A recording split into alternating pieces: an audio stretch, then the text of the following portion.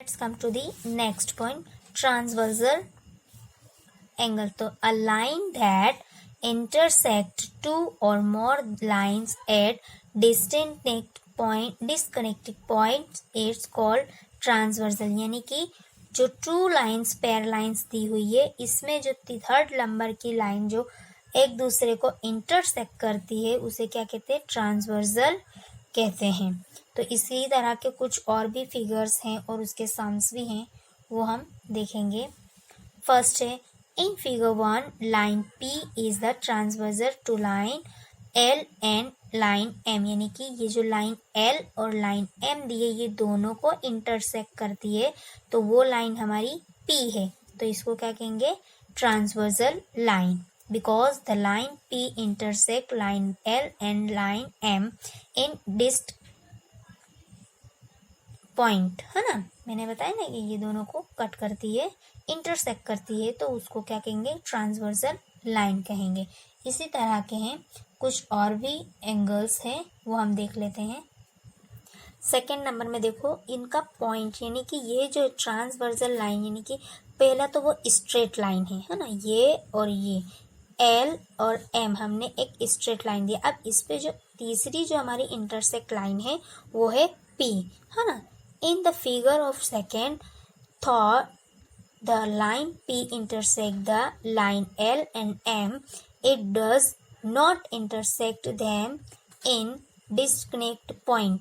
So in the figure line P is not a transversal line to L and M. यानी कि अब यहाँ तो जो है वो L और M दोनों लाइन एक दूसरे को इंटरसेक्ट कर ही रहे, तो इसमें P इंटरसेक्ट करे ऐसा नहीं है. तो ये जो P हमारी लाइन है ट्रांसवर्सल लाइन नहीं है ना.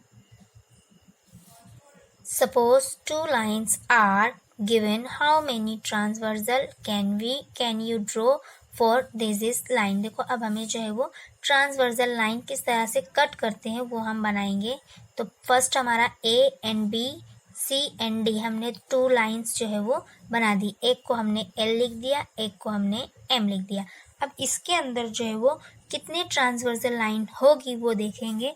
देखो फर्स्ट दिया है, सेकेंड, थर्ड, यानी कि ये तीनों जो लाइन है वो ट्रांसवर्सल लाइन है.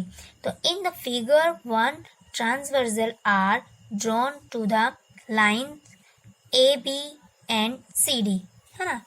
ए and B, C and D.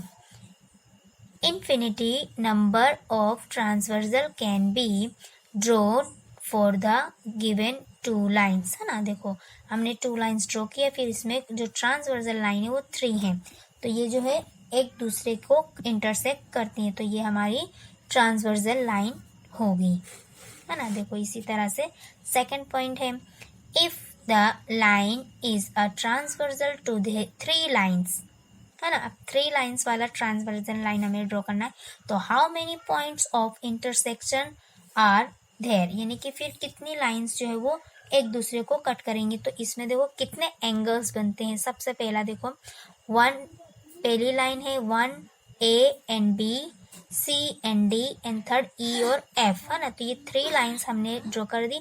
अब इसमें जो हमारी ट्रांसवर्सल लाइन है वो तीनों लाइन को किस तरह से इंटरसेक्ट करती है. तो फर्स्ट जो है वो हमारा एंगल बनेगा APB, फिर APQ, फिर CQD, है ना. इस तरह से जो है वो हमारा एंगल्स बनेगा, है ना. तो ये था हमारा ट्रांसवर्सल एंगल. अब यहाँ हमारा जो है वो लिखा है, देखो angles made by a transversal, यानी कि अब जो है वो हमें ट्रांसवर्सल वाला एंगल्स ड्रॉ करना है. तो lines L and M are cut by a transversal P. L1, L2, angle 1, angle 2, angle 3, angle 4, angle 5, angle 6, angle 7 and angle 8, यानी कि 8 एंगल्स बनेंगे. Are the 8 angles marked in the figure. देखो ये figure पे आप देखेंगे ना कि फर्स्ट हमें 2 लाइन्स हमने बता दिया है, तो फर्स्ट हमारा जो L है, सेकेंड हमारा M है. अब इसके अंदर हमने जो P हमारा जो ट्रांसवर्सल लाइन है उसको हम जब कट करते हैं तो हमारे कितने एंगल्स बनते हैं. तो 1, 2, 3 एंड 4, 5, 6, 7, 8 है ना, तो हमारे 8 एंगल्स बनेंगे इस तरह से, है ना। Study the names of the angles. देखो अब interiors angle, exterior angle, pair of corresponding angles, pairs of alternate anterior angles, pairs of alternate and exterior angles। इस तरह से जो है वो एंगल्स के नाम दिए गए हैं। तो ये जो है इस तरह से एंगल बनेंगे। अब नेक्स्ट हम देखेंगे, अब हमने ट्रांसवर्जल जो लाइन है उसके बारे में देख लिया। अब हम जो सम किस तरह से इसके सोल्व होंगे वो भी देख लेते हैं।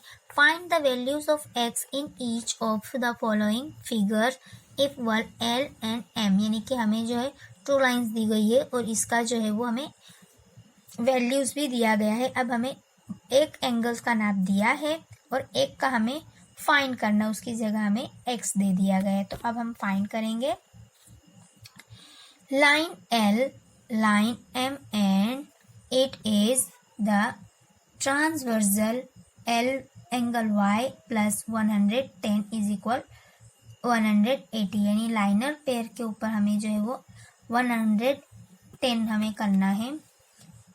180, अब ये 100 जो 10 है वो माइनस हो जाएगा तो कितना बचेगा 70, यानी also L angle x is equal angle y is equal 70 degree, है ना। तो ये हमारा जो x हमने फाइंड किया वो हमारा कितना होगा 70 डिग्री होगा, तभी हमारा जो नाप है वो 180 डिग्री होगा, है ना।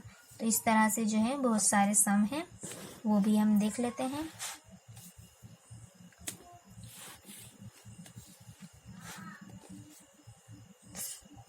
अब ये जो सम हमारा है वो देखो, in the given figure the arms of 2 angles are parallel. If angle ABC is equal 70 degree then find one DGC and angle 2 DEF, यानी कि हमें ये 2 एंगल्स दिया हुआ है। अब उसमें से हमें ABC का माप दिया है 70 डिग्री, तो हमें DGC का नाप मालूम करना है और DEF का नाप मालूम करना है। तो इसका solution, in the given figure angle AB and line DE and transversal BC cut them, यानी कि जो है वो A और B और D और E, है ना, ये दोनों पैरेलल लाइन है। अब इसके अंदर कौन सा BC कट करता है, यानी ये BC जो है वो दोनों की लाइन को कट करता है। तो करेस्पॉन्डिंग एंगल, तो ये जो है वो करेस्पॉन्डिंग एंगल बनेगा, यानी कि angle DGC is equal ABC, यानी कि ABC जो है 70 डिग्री का है तो DGC भी हमारा कितने का बनेगा 70 डिग्री का ही बनेगा, क्योंकि दोनों पैरेलल हैं। यहाँ देखो एंगल आर पैरेलल, है ना, 2 एंगल्स पैरेलल है, तो जो इसका नाप होगा वही इसका नाप भी होगा। In the given figure BC parallel EF and transversal DE cut them, है ना। अब GEF जो होगा वो DGC होगा, DGC, यानी कि ये और ये दोनों एंगल्स जो है वो इक्वल होंगे। तो corresponding angle, but angle DEF is same as GEF, यानी कि जो DG होगा यानी कि 70 डिग्री है DGC, तो DEF भी 70 डिग्री ही होगा। तो ये थे हमारे एंगल्स वाले क्वेश्चन आंसर जो हमने सॉल्व कर लिया। अब कुछ एंगल्स की फिगर है वो मैं आपको बता देती हूँ। तो ये कुछ फिगर्स हैं ट्रांसवर्सल और पैरेलल एंगल्स के, है ना, कि इंटरसेक्ट जो लाइन करती है वो ट्रांसवर्सल लाइन है, और इस तरह से सम दिए जाते हैं कि जो एंगल जितने का होगा उसका जो है उसका ऑपोजिट उतना ही होगा। तो ये आप जो है वो देख लो, इस तरह से लाइन सॉल्यूशन के साथ दिया गया है।